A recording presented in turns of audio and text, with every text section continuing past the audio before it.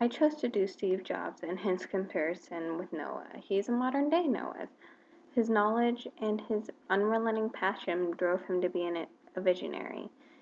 He started the company Apple in the late 1970s with Steve Wozniak in his parents' garage. He attended college for a short period of time but found that it was too hard for his parents to afford.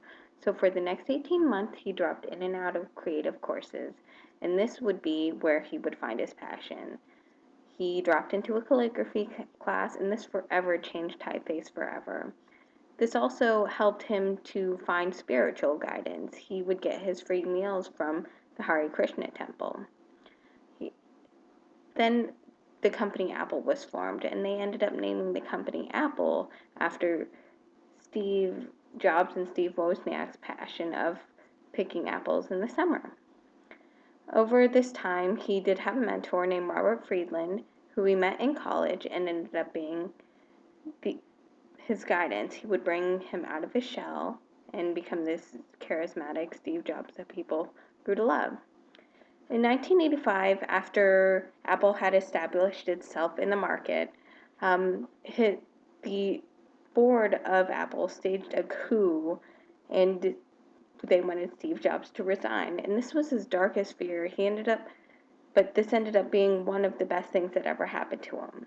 He would start a company called Next, and then shortly after that, he would acquire another company called the Graphic Company, which would later be renamed Pixar. And then in 1991, he met and married Laurene Powell, the love of his life, his temptress, and the reason that he worked so hard for everything.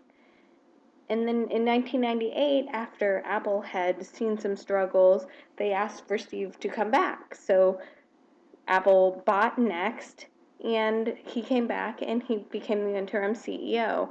And he decided that he wanted to bring profitability back to Apple because they were on the brink of bankruptcy.